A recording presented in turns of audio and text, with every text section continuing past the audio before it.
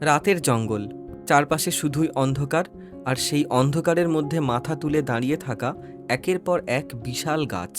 এই জঙ্গলে দিনের বেলাতেও প্রকৃতির একটা আলাদা উপস্থিতি টের পাওয়া যায়, আর রাত নামলেই সেই অনুভূতিটাই যেন আরও কয়েক গুণ বেড়ে যায়। চারপাশে বন্য প্রাণীর যেমন আনাগোনা, তেমনই রয়েছে অসংখ্য কীটপতঙ্গ, পোকামাকড়। আর তাদের মধ্যে আমাদের সবচেয়ে বড় শত্রু কে জানেন?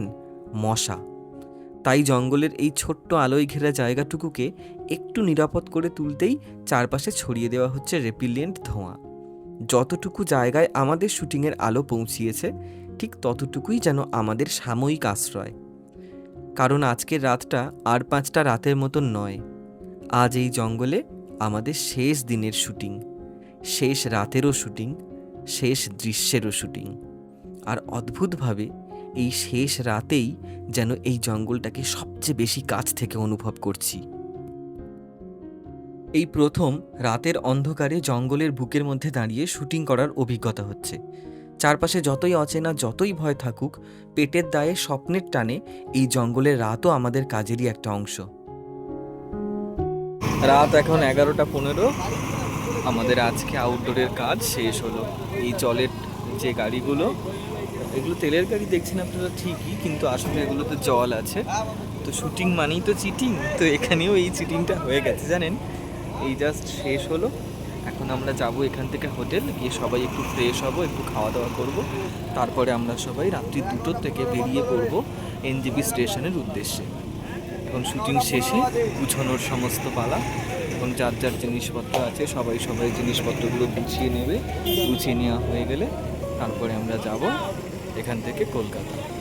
এই এখন চলছে জিনিস গোছানো, রেল মেশিন, এদিকে একে একে লাইট, তারপরে সেটিংসের বিভিন্ন জিনিসপত্র, এতক্ষণ ধরে যেগুলো দিয়ে শুটিং চলছিল সেই সমস্ত জিনিসপত্রগুলো এখন গোছানো হবে। তারপরে এখান থেকে আমরা যাচ্ছি হোটেল। একে একে সবাই বেরিয়ে পড়েছে, গাড়ি ঘোরানো হয়ে গেছে, আমরাও যাব। তাহলে চলুন বাকি রাস্তাটা আপনাদেরকে সাথে নিয়ে যাই। ওই দেখুন, একটা বড় ক্রেনের ওপরে কতগুলো লাইট বাঁধা হয়েছে। তো এখন যেহেতু এই লাইটটাকেও নামাতে হবে, তাই জন্য এখন এই ক্রেনের মধ্যে থেকে লাইট খোলাটা হচ্ছে সব থেকে এখন ডিফিকাল্ট বিষয়। এখন সমস্ত লাইট জ্বলন্ত অবস্থাতে তো খোলা যাবে না, আবার যদি বন্ধ করে দেয় তাহলে অন্ধকারেও দেখতে অসুবিধা হবে। তো এই চলে এক যুদ্ধ। লাইট ডিপার্টমেন্টের দক্ষ টেকনিশিয়ানরা রয়েছে এটা হ্যান্ডেল করার জন্য, তার সাথে রয়েছে ইলেকট্রিক ডিপার্টমেন্ট। সমস্ত কিছু মিলিয়ে মিশিয়ে এখনকার এই ছবিটা অদ্ভুত। এটা যখন বলে প্যাক আপ, এই শব্দটা শোনার জন্য আমরা সবাই এতক্ষণ ওয়েট করছিলাম। এই জাস্ট প্যাক আপ বলেছেন ডিরেক্টর, আর আমরা সবাই মিলে জিনিসপত্র গোছাতে শুরু করে দিয়েছি।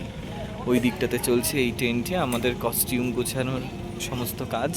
ওইখানে আমাদের কস্টিউমের জন্য একটা টেন্ট দেওয়া হয়েছিল, আর এই দিকটাতে শুটিং হচ্ছিল। এখন যেখানে চলছে গোছানো। তো চলুন, আমাদের আউটডোরের পর্ব শেষ। এখান থেকে এবারে বাড়ি ফেরার পালা। বাড়িতে ফিরে একদিন রেস্ট, তারপরে আবার এই প্রজেক্টটার কাজ এখনো কিছুদিন বাকি আছে।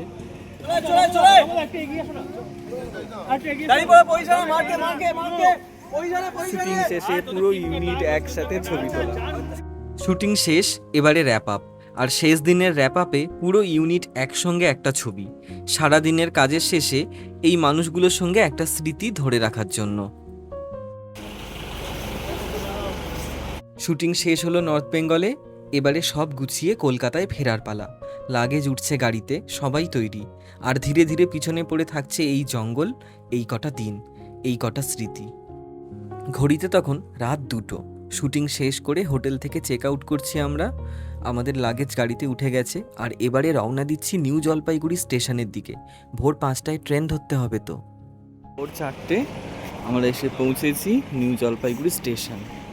এই যে ড্রাইভার দাদা গাড়ি থেকে আমাদের লাগেজগুলোকে নামাচ্ছে। লাগেজ নিয়ে তারপরে আমরা উঠবো ওপরে। পার্কিং লটটা এখন পুরো চেঞ্জ হয়ে গেছে, কত কত গাড়ি। আজ থেকে যখন 4-5 বছর আগে আসতাম তখনও এরকম ছিল না। কত ভোরে গাড়ি দেখুন। নিউ জলপাইগুড়ি স্টেশনে পৌঁছে গেছি আমরা। রাতভর কেউ ঘুমায়নি, তার উপরে ভোরের ঠান্ডা। তাই ট্রেন ধরার আগে সবাই মিলে স্টেশনের বাইরে দাঁড়িয়ে 1 কাপ চা। ঘুম কাটানোর জন্যেও, আর এই ঠান্ডাতে একটু গরম থাকার জন্যেও। ট্রলি ব্যাগ নিয়ে হাঁটা শুরু হলো প্ল্যাটফর্মের দিকে। ঘড়িতে তখন ভোর 5টা বাজতে চলেছে, কিন্তু স্টেশনে মানুষের ব্যস্ততা দেখে মনে হচ্ছিল শহরটা যেন অনেক আগেই জেগে গেছে। কেউ বাড়ি ফিরছে, কেউ নতুন কোথাও যাওয়ার পথে। কত মানুষের কত রকমের গল্প, অথচ এই মুহূর্তে সবাই একই প্ল্যাটফর্মের যাত্রী। আর আমরা আমাদের এই কয়েকদিনের নর্থ বেঙ্গলের গল্পটা সঙ্গে নিয়ে এবারে ফিরছি কলকাতায়। নর্থ বেঙ্গলে এলেই নিউ জলপাইগুড়ি স্টেশনে নামার সময় একটা আলাদা অনুভূতি কাজ করে। মনে হয় এখান থেকেই শুরু হবে একটা নতুন গল্প। আর কাজ শেষ করে যখন আবার এই একই স্টেশনেই ফিরি, তখন বাড়ি ফেরার আনন্দটা তো থাকেই, কিন্তু তার সাথে কোথাও একটা চাপা মন খারাপও থেকে যায়। কারণ কয়েকটা দিনের জন্য যে জায়গাটা, যে মানুষগুলো আর যে পরিবেশটা আমাদের জীবনের অংশ হয়ে উঠেছিল, ফেরার সময় তাদের সবাইকে আবার পিছনে ফেলে আসতে হয়। হয়তো সেই কারণেই প্রতিবার নর্থ বেঙ্গল ছেড়ে যাওয়ার সময় মনে হয় যে ফিরে যাচ্ছি ঠিকই, কিন্তু কিছুটা যেন এখানেই রেখে যাচ্ছি। আমাদের ট্রেন শতাব্দী এক্সপ্রেস ধীরে ধীরে প্ল্যাটফর্মে ঢুকছে, আর এই ট্রেনেই এবারে আমাদের ফেরার পালা। পিছনে পড়ে রইল নর্থ বেঙ্গলের সেই কটা দিন, কিছু কাজ, কিছু মানুষ, কিছু মুহূর্ত, আর অনেকগুলো গল্প। সময়টা হয়তো পেরিয়ে গেল, কিন্তু কিছু সময় কখনো সত্যিই পেরিয়ে যায় না, কারণ বিগতকাল আমাদের মধ্যে বন্দি থাকে স্মৃতি হয়ে, আর আগামীকাল সে তো আমাদের অপেক্ষায়। আজ যে জায়গাটা ছেড়ে যাচ্ছি, হয়তো আবার কোনো একদিন এই স্টেশনেই ফিরে আসব। আবার নতুন একটা গল্পের শুরু হবে, নতুন কোনো যাত্রা, নতুন কোনো স্মৃতি নিয়ে।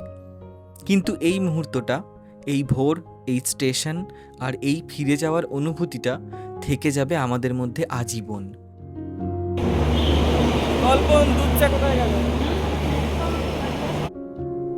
কারণ কিছু যাত্রা শেষ হয় ট্রেন ছাড়ার সঙ্গে সঙ্গে, আর কিছু যাত্রা কখনো শেষ হয় না।